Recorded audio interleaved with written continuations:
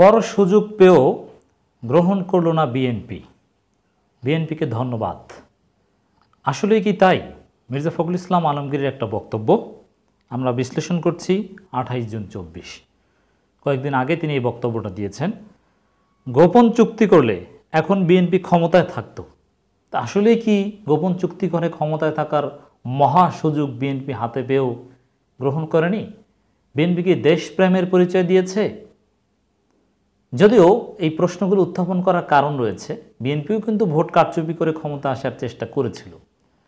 সেই মাগুরার উপনির্বাচন, সেটা একটা উপনির্বাচন, সেটা ক্ষমতার রদবদলের বিষয় নয়। তবে 2006 সালে একটা কারচুপি নির্বাচন কিংবা জাল ভোটার তৈরি করে ক্ষমতা আসার চেষ্টা ইয়াজউদ্দিনের মাধ্যমে, এগুলো কিন্তু করেছিল। এটা অস্বীকার করার কোনো সুযোগ নেই। বাস্তবতা অস্বীকার করলে কখনো দেশে গণতন্ত্র ফিরবে না, সুশাসন আসবে না। সকল অন্যায়ের বিরুদ্ধে কথা বলতে হবে, তাহলে সুশাসন আসবে। এখন যে বিএনপি, দুইটা বড় অভিযোগ, জালিয়াতি করে ক্ষমতা আসার চেষ্টা করেছিল ইয়াজউদ্দিন আহমেদের মাধ্যমে। যে বিএনপি 2018 সালের নির্বাচনেও কিন্তু একটা পরিকল্পিত নির্বাচনে বিএনপি অংশগ্রহণ করেছিল। ভারতের সাথে এক ধরনের চুক্তি হয়েছিল যে এই নির্বাচনে গেলে বিএনপিকে 70টা আসন দেওয়া হবে, প্রথমটা 100, এরকম কিন্তু একটা বহুপাক্ষিক চুক্তি হয়েছিল, গোপন চুক্তি। সিঙ্গাপুরে এরকম মিটিং টিটিং করেছিল। এর মানে পাতানো নির্বাচন বা এগুলোতে কিন্তু বিএনপি অংশগ্রহণ করা বা কারচুপির অভিযোগ বিএনপির বিরুদ্ধে আছে। এত দুধের দোয়া বিএনপি নয়। সেই বিএনপি ক্ষমতায় থাকার বড় সুযোগ পেয়েও ক্ষমতায় আসেনি, যে দেশবিরোধী চুক্তি করতে হবে এজন্য।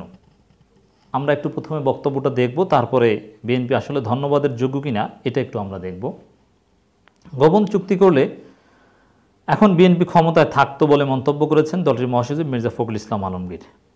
হ্যাঁ, এই বক্তব্যটা আমরা এভাবে বিশ্লেষণ করতে চাই। বিএনপির মধ্যে হাজারো দোষ আছে, দুর্নীতি আছে, কারচুপি আছে, কারচুপি চেষ্টা করে ক্ষমতায় থাকার চেষ্টা আছে বা করেছিল, দ্যাটস রাইট। গোপন বৈঠক করেছিল, ভারতের দালালি করেছিল, দ্যাটস রাইট।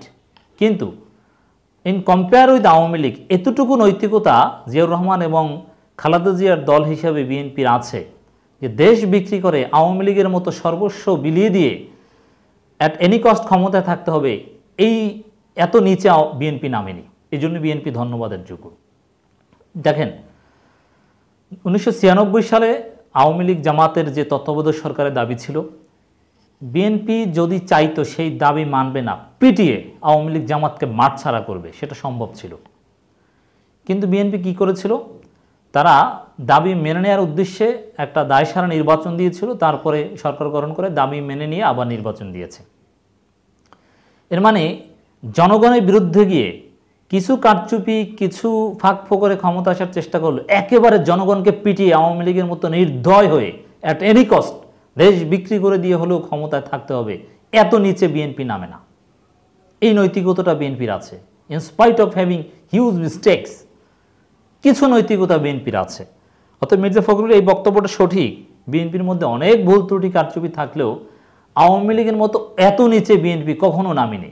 এ কারণে বিএনপির মধ্যে ভুল ত্রুটি থাকলেও আওয়ামী লীগের বিপরীতে, আওয়ামী লীগের বিকল্প হিসাবে আমরা বিএনপিকেই সমর্থন করব এবং বিএনপির ভুল ত্রুটির সমালোচনা করব। তো বিএনপিকে ধন্যবাদ যে 111 সরকারের সাথে যদি বিএনপি এমন কোনো চুক্তি করত যেটা আওয়ামী লীগ করেছে, তাহলে 111 সরকার ক্ষমতা আওয়ামী লীগের হাতে যেরকম তুলে দিয়ে নিরাপদে চলে গিয়েছে, সেটা না করে বিএনপির হাতে তুলে দিয়ে নিরাপদে চলে যেত।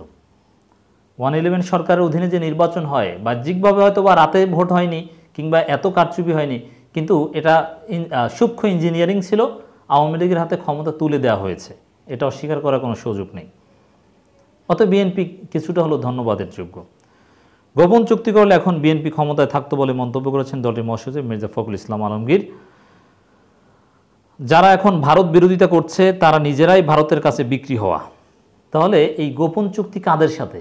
এটা দ্বারা বিএনপি কি বুঝিয়েছে? ভারতের সাথে গোপন চুক্তি করলে বিএনপি ক্ষমতায় থাকতে পারত, এটাই মির্জা ফখরুল বোঝানোর চেষ্টা করেছেন।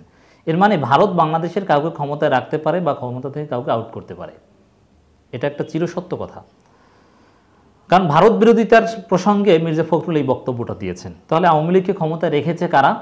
ভারত। 2008 সালে ক্ষমতা এনেছিল কারা? 2009 সালে সরকার গঠন করার সুযোগ করে দিয়েছিল কারা? 111-এর মাধ্যমে আওয়ামী লীগকে ক্ষমতা দিয়েছিল কারা? ভারত। সব কিছুর নেপথ্যে ভারত, এটা বিএনপিও জানে, স্বীকার করে। এর মানে ভারতের দালালি বিএনপি করলেও আওয়ামী লীগের মতো এত নোংরা দালালি করে না। মির্জা ফখরুল ভারতের দালাল, কিন্তু আওয়ামী লীগের মতো এত নোংরা দালাল, এত নিচু লেভেলের দালাল নয়। প্রধানমন্ত্রীর এমন বক্তব্য প্রসঙ্গে জানতে চাইলে মির্জা ফখরুল বলেন, আমরা কিভাবে বিক্রি হলাম তার প্রমাণ কি? আরে বিক্রি হলে তো আমরা সরকারে থাকতাম, রাইট? কারণ যেহেতু বিএনপি 2001 থেকে 2006 ক্ষমতায় ছিল, হ্যাঁ, বিএনপি ক্ষমতায় থাকার সময় ভারতের সাথে অনেক বড় ধরনের অবিশ্বাসের সম্পর্ক তৈরি হয়, 10 টাকা অস্ত্র মামলা কিংবা উলফাকে বা ইনসার্জেন্সিকে জায়গা দেওয়া বা এগুলোর উপর ভিত্তি করে। কিন্তু তারপরও অনেক বড় স্বার্থ দিয়ে ক্ষমতাসীনদের পক্ষে অনেক কিছু সম্ভব। ভারতকে যা চায় তা দিয়ে দিলে বিএনপিকে ক্ষমতায় রাখতো, এবং বিএনপি যদি দেশের মধ্যে অনার থাকতো, যে কোনোভাবে হোক বিরোধী দল পিটিয়ে কারচুপি করে আমরা ক্ষমতায় আসবো। অতএব ভারত, তোমরা বেশি নাড়াচাড়া করো না, তোমাদের কি লাগবে বলো, তাহলে ভারত ঠান্ডা হয়ে বিএনপিকেই ক্ষমতায় রাখতো। এটাই হচ্ছে সত্য কথা। মির্জা ফখরুল বলেন, বৈঠক সব দেশের সঙ্গেই করতে পারি, গোপন বৈঠক করব কেন? ওপেনলি বৈঠক করি আমরা। তবে এখানে বিএনপির একটা বিষয় সমালোচনা করব, 2018 সালে নির্বাচনের আগে ডক্টর কামালকে পীর মানার আগে ভারতের সাথে বিএনপি নেতাদের গোপন বৈঠক হয়েছিল বিভিন্ন জায়গায়। অতএব বিএনপিকে দুধের ধোয়া আমরা বলবো না। In compare with Awami League, BNP is better, but not দুধের ধোয়া। আরেক প্রশ্নের জবাব মির্জা ফখরুল বলেন, দরজা জানালা সবসময় খোলা থাকবে। কানেক্টিভিটি আমরা দেশের স্বার্থে হবে, নিজ দেশের স্বার্থকে বিসর্জন দিয়ে হবে না। তিস্তার পানি বাদ দিয়ে কোনো চুক্তি হবে না। সরকার পানির কিছুই করছে না, সীমান্ত হত্যা নিয়ে কিছুই বলছে না। আর সীমান্ত হত্যা নিয়ে আওয়ামী লীগের কথাবার্তা, এতে ভারত যে এতে 4 আনার দাম দেয় না, সেটা তো আপনারা দেখলেন যে মাননীয় প্রধানমন্ত্রী ভারত সফর থেকে এসে বড় বড় কথা বলল, সীমান্ত হত্যা শূন্যে নামিয়ে আনার জন্য কথা বলেছি, আর এসেই আমরা দেখলাম লালমনিরহাট সীমান্তে বাংলাদেশি হত্যা। অতএব ভারতের কাছে এই সীমান্ত হত্যা এটা পানির মতো, যাকে মন চাইবে তাকে গুলি করে মারবে, এবং বুকে কিংবা মাথায় গুলি করবে, কানের পাশ থেকে গুলি লাগবে। বুঝতে পেরেছেন যে কতটা টার্গেটেড কিলিং? সুনিপুণভাবে 1 রাউন্ড গুলি করলেই মরে যাবে। এর মানে এখানে কোনো আত্মরক্ষার্থে গুলি নয়, পরিকল্পিত হত্যাকাণ্ড বাংলাদেশের নাগরিকদেরকে ভারত করছে। আর কানেক্টিভিটির পক্ষে কিন্তু বিএনপিও, ইউরোপীয় ইউনিয়ন বা উন্নত দেশগুলোতে আমরা কানেক্টিভিটি দেখি, কানেক্টিভিটির পক্ষে বিএনপিও, কানেক্টিভিটির পক্ষে আমরাও, কানেক্টিভিটির পক্ষে সবাই। কিন্তু আওয়ামী লীগ দেশ বিক্রি করে দিয়ে কানেক্টিভিটির নামে ভারতকে করিডোর দেবে, ভারতকে অবাধ স্বাধীনতা দিবে বাংলাদেশের ভূখণ্ড ব্যবহার করার জন্য, এই কানেক্টিভিটির পক্ষে আমরা কেউ নয়। দেশপ্রেমিক জনগণ এটা রুখে দিবে। প্রধানমন্ত্রীর সফরে ভারতের সঙ্গে হওয়া চুক্তিগুলো কোথায় বাংলাদেশের স্বার্থ রয়েছে তা নিয়ে প্রশ্ন তুলেন। সুনির্দিষ্টভাবে যদি আওয়ামী লীগকে জিজ্ঞেস করা হয় যে কোন কোন জায়গায় বাংলাদেশের স্বার্থ রয়েছে, একটা জবাব দিতে পারবে না। শুধু মুখস্থ কথা তোতা পাখির মতো বলতে পারবে যে বাংলাদেশের স্বার্থে এগুলো করেছি। এমনকি চুক্তির terms and condition, ins and out, সব প্রোস অ্যান্ড কনস, এটা আওয়ামী লীগ ডিসক্লোজ করার সাহসও দেখাতে পারবে না। যাই হোক, বিএনপিকে ধন্যবাদ, অ্যাটলিস্ট আওয়ামী লীগের মতো এত নিচে নামিনি ক্ষমতায় থাকার জন্যে।